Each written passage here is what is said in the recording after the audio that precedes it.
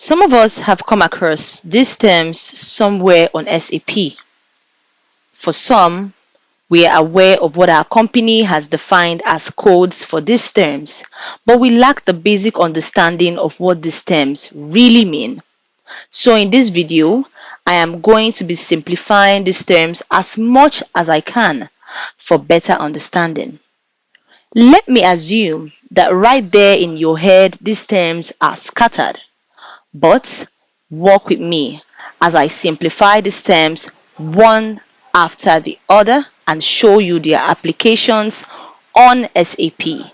So you have a basic understanding beyond what your company has defined as codes for these terms. Stay tuned.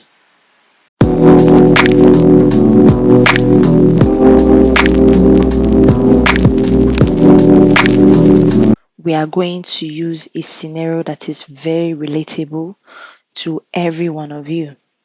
So this is a scenario of your business, for instance. So let's take, for instance, you have a company, okay, and your company has a plant, and in your plant, you have two products. You have milk and you have flakes.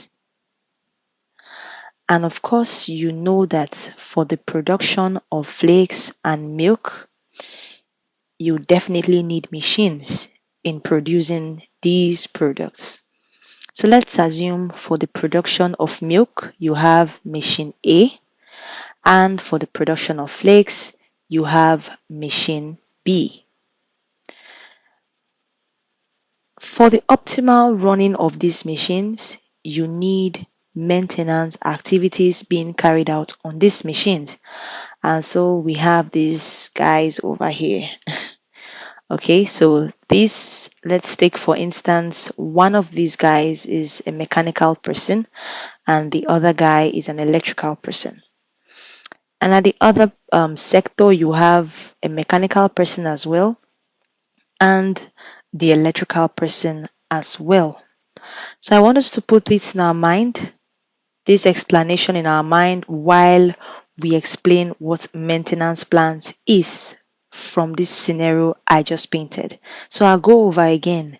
You have a company, and on your company you have a plant, and in your plant you have two products.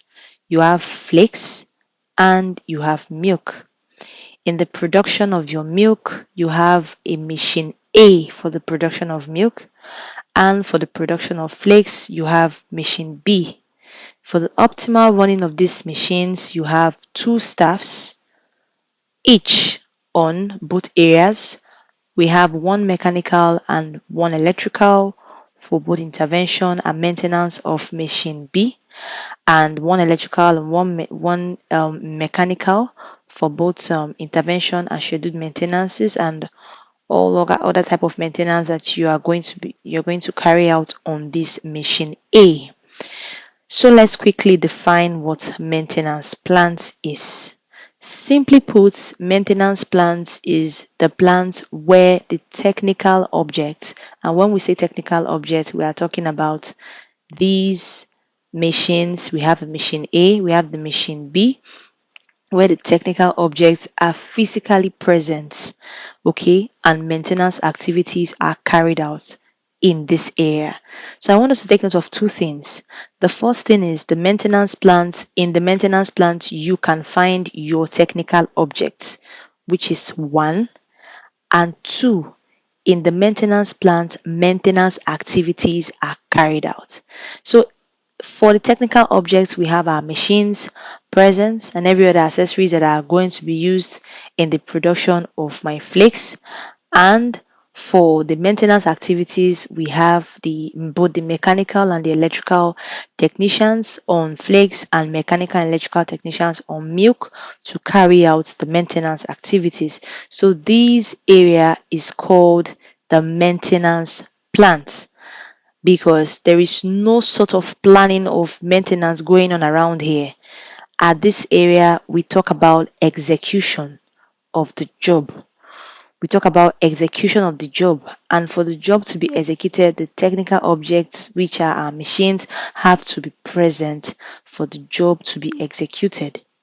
So for planning plants, let's explain what planning plant means. So briefly, we can explain planning plant as a plant in which the maintenance tasks for these objects are planned and prepared. So I would explain. Now here in under the planning plans, we can have our task list, maintenance items which include maintenance plans, the scheduling of those plans, and spare parts as well. For these guys over here to be able to, okay, I think this is supposed to come up here because before our maintenance plans, we're supposed to have a maintenance planned. So we are supposed to have our planning plant up here and our maintenance plant below, because it is whatever that is planned that will be executed. So if we don't have a proper planning, there will be no proper execution. So under the planning plans, we look at our task list, maintenance items, everything in our maintenance items, spare parts that are related to this machine. You'd agree with me that these machines have spare parts, okay? And these spare parts, they are prone to fail. So they have to be a group of people. They have to be a group of people that are responsible for planning of those maintenance, making sure that spare parts that are going to be used for the interventions of these machines are present, making sure that there are task lists up to date for these machines, also making sure that there is a maintenance plan on ground for this machine. So briefly, we can now see the difference between maintenance plans and planning plans. Planning plan comes first, and the planning plan, they are a group that are responsible for preparation and the planning of everything relating to the maintenance task. And for maintenance plans, they are where these technical objects are located presently, and also the area where the maintenance activities are being carried out. I want us to take note of something that is very important. While we have defined maintenance plans as an area where the maintenance activity is being carried out and also where the technical objects are, and planning plans as a group that are responsible in the planning, I want us to know that on SAP, both the planning plans and the maintenance plans are denoted by numbers. So let's take for instance, for your company, you could decide to have a planning plan of 1588 as the number. So that is exactly what I'm talking about. It means that on SAP, your planning plan appears as a number, okay? And every other thing like your task list, your maintenance items, your spare parts are going to be maintained on that planning plan. So you could ask yourself, why are we maintaining task lists, maintenance items, and spare parts on planning plans? It's very simple. When you hear the word planning, it is you trying to be prepared for a particular activity. Okay, so in this case, it is you trying to be prepared for a maintenance activity. And for you to be prepared, there are things that have to be maintained on that planning plans. For instance, for you to carry out your maintenance activity, for these guys over here to carry out the maintenance activity, they need a task list. They need to know what type of maintenance task are they going to carry out on this machine. Yes, they know that this machine has a motor. They know that this machine has a bearing, for instance. So what type of task am I going to be carrying out on this particular bearing? What kind of task am I going to be carrying out on this particular motor? So this task list has to be maintained on the planning plans. What about the maintenance item? They also have to know the frequency of their maintenance. Okay, so is their maintenance going to be carried out every 8 weeks? Is it going to be carried out yearly? Is it going to be carried out every 6 months? They have to be able to know the frequency of their maintenance. So this is also maintained on the planning plans. The same goes for your spare parts as well. The spare parts are also maintained on the planning plans. But I want us to take note of something very important, that all of this is subject to business requirements. Okay, so when you have a business, based on the requirements of your business, you decide the type, how you want this whole system to be arranged. For some people, they might want their probably their maintenance item to be maintained on the maintenance plans. So it is actually based on the business requirements. So let's quickly look at the second slide. Now in the second slide, we are going to be looking at planning plans, okay, planner group and work center. Planning plans, planner group and work center. So real quick, I want us to define what planner group is. So if you look at the right hand side of this slide, you would see this highlighted word here, and I'm going to explain what it means. Now planner group is very simple. It is just a group of people that are organizing the maintenance of technical objects.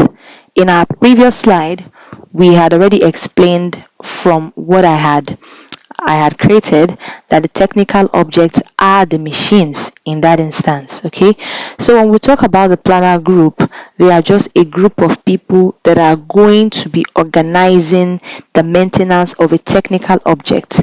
Does that sound familiar? Yes, it does. In the previous slide, we explained the same thing as a planning plant. So it simply means that your planner group is defined from your planning plans. Okay, your planner group has to be defined from your planning plans, because they are still a group of people that organize the maintenance of the technical object. So it is basically where the maintenance is being carried out. I want us to take note of this keyword called organize. Now, for your work center, the work center are just a group of people also that manage the maintenance. So everything relating to the maintenance, they manage it. So the key word here is both organize and manage. So in the both definition, you can see that we have similar words. The similar word we have in these definitions are, they are both a group of people, but what they do is what differentiates them. For the planner group, they are a group of people, but what they do is to organize the maintenance activities. For your work center, they are a group of people, but what they do is to manage it. So when we talk about the management, that's when we now begin to still talk about the maintenance items, the spare parts, the task list. Does this still sound familiar to you? Yes, we had explained that when we explain the maintenance planning plans. So it simply means that I can be able to define my work center from my maintenance planning plans. Now, on SAP, there are several times that you could come across the word work center. Sometimes you could see it as main work center, and sometimes you could see as operational work center. So in the time past, people have been very confused in the difference between these two terms. Okay, sometimes you're like, why do I have a main work center? Why do I have an operational work center? What is the difference? They are both work centers. Yes, they are both work centers, but the both of them have different definitions and application. Now, when we talk about the main work center, you hear the word main. It means that it takes the huge responsibility of the whole job that has been mentioned in the work order. So in every work order that you have, there is always an operation. Okay, operation, which is the particular job that has to be done on that order. So what the main work center does is to take the full responsibility of that particular operation on the job. So let's assume that that particular work that you want to do. Okay, let's take for instance, you want to service a motor. You want to service a motor. Okay, and in the servicing of that motor, we're going to break that servicing of motor in sort of like a sub department. It means we need electrical and we need the mechanical. So what we are doing here is that we are breaking it into sub areas. So let's say in the servicing of your motor, you need both mechanical and you need the electrical. So if you notice, what we are trying to do now is to assign to different operations. Okay, so we're now going to be having two operations. We're having the mechanical and we are having the electrical as well. So in that scenario, we could have an operational work center. So you see that there are two difference between these two terms. Okay, so for main work center, it is basically that particular center that takes the whole responsibility of the operation.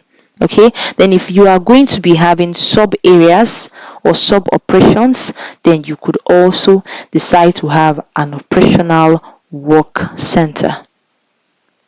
So like I said previously, on SAP you could see a particular function being applied in more than one area.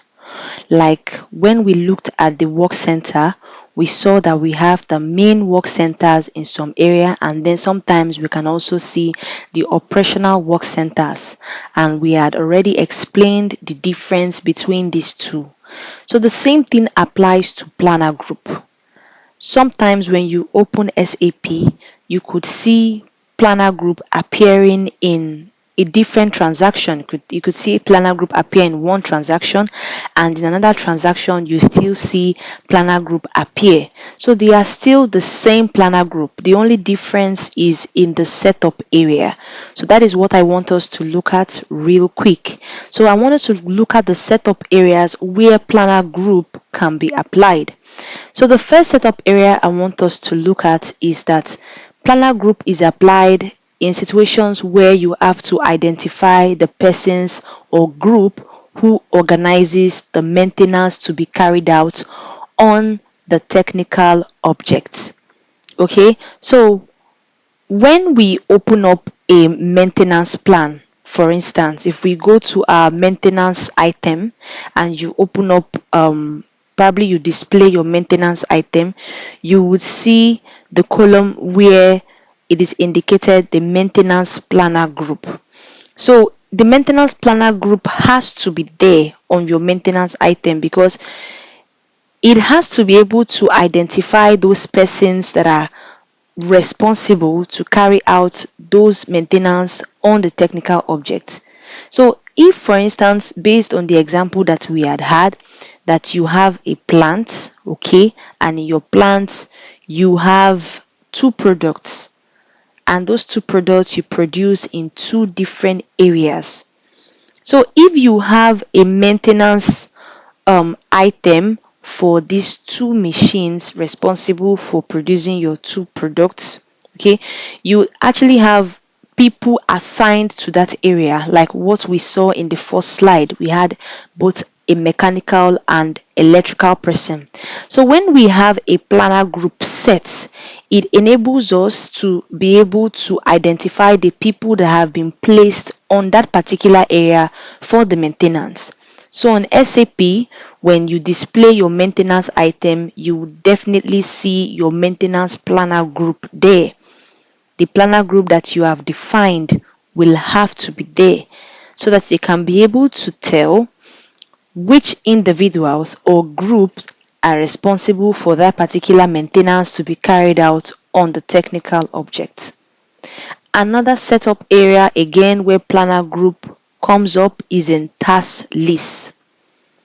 So on SAP, when you have your group number and you go to view the general task list, you would see a planner group there.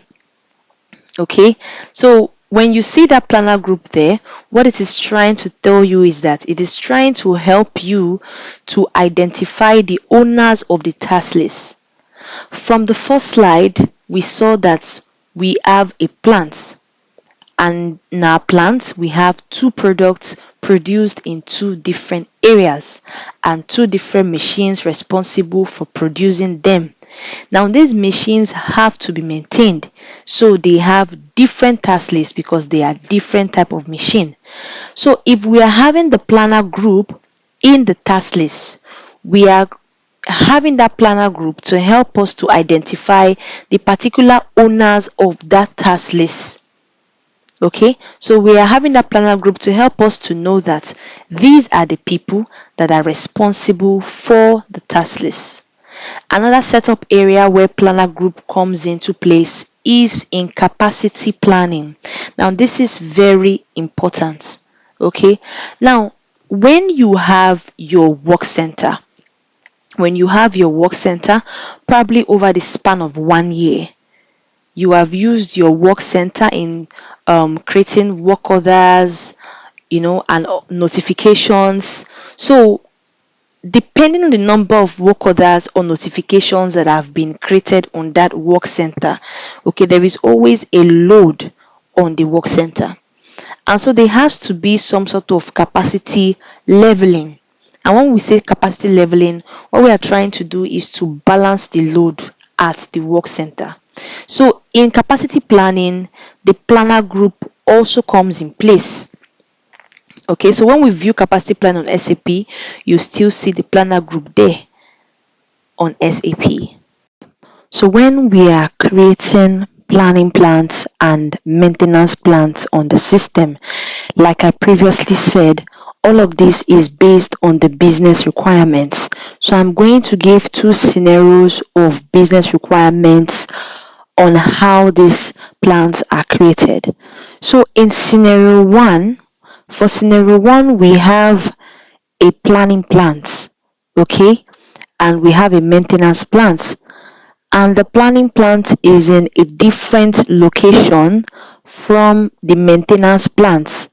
It means that where the individuals or the groups that are responsible for planning are in a different area as compared to the maintenance plant.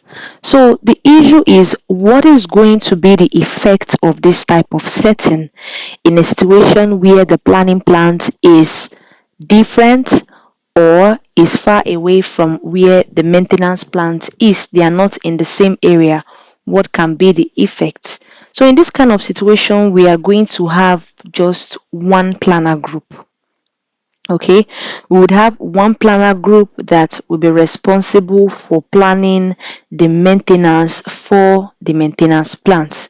And the implication for this is that your cost will not be managed effectively. I am going to show us this scenario in the second one. So when we have just one planner group, the ability for you to be able to manage your costs will be less because you have just one planner group doing all of the planning of the materials and all that will be needed for these guys over here.